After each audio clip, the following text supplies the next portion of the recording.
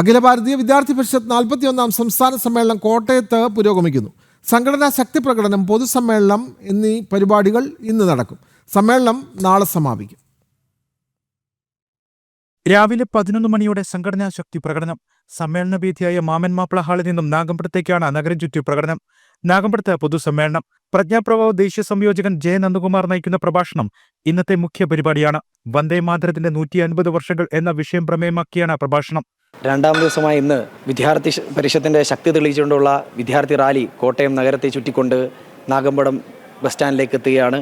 Bus സ്റ്റാൻഡിൽ വെച്ച് നടക്കുന്ന പൊതുസമ്മേളനത്തിൽ വിദ്യാർത്ഥി പരിഷത്തിന്റെ കേന്ദ്ര പ്രവർത്തക സമിതി അംഗം ആർ ഇന്ദുചൂടൻ, സംസ്ഥാന സെക്രട്ടറി യദുകൃഷ്ണൻ എന്നിവർ വിദ്യാർത്ഥികളെ അഭിസംബോധന ചെയ്യും. ABVP ദേശീയ സഹസംഘടനാ സെക്രട്ടറി S ബാലകൃഷ്ണജി വിദ്യാർത്ഥികളോട് സംവദിക്കും. ശേഷം പ്രജ്ഞാപ്രവാഹ ദേശീയ സംയോജക് ജെ നന്ദകുമാർജി വന്ദേ മാതരത്തിന്റെ 150ാം വാർഷികത്തോടനുബന്ധിച്ചുള്ള പ്രത്യേക കാലാംശത്തിൽ വിദ്യാർത്ഥികളോട് സംവദിക്കുന്നതായിരിക്കും. വിവിധ ചുമതലകളിലുള്ള സംഘടനാ ഭാരവാഹികളുടെ തെരഞ്ഞെടുപ്പ് പ്രഖ്യാപനം നാളെ നടക്കും. സമ്മേളനത്തിന്റെ 3ാം ദിവസം സമാരോഹ സെഷനിലാണ് മറ്റ് ഭാരവാഹികളുടെ പ്രഖ്യാപനം ഉണ്ടാകുക. അന്ന് പൂർണ്ണമായും സംസ്ഥാന സമിതി ഇവിടെ പ്രഖ്യാപിക്കുകയുണ്ടാവും. ദേശീയ വിദ്യാഭ്യാസ മുന്നേറ്റം, കേരള വിദ്യാഭ്യാസ മേഖല നേരിടുന്ന വെല്ലുവിളികൾ എല്ലാം സമ്മേളനത്തിലെ ചർച്ചാ വിഷയങ്ങളായി.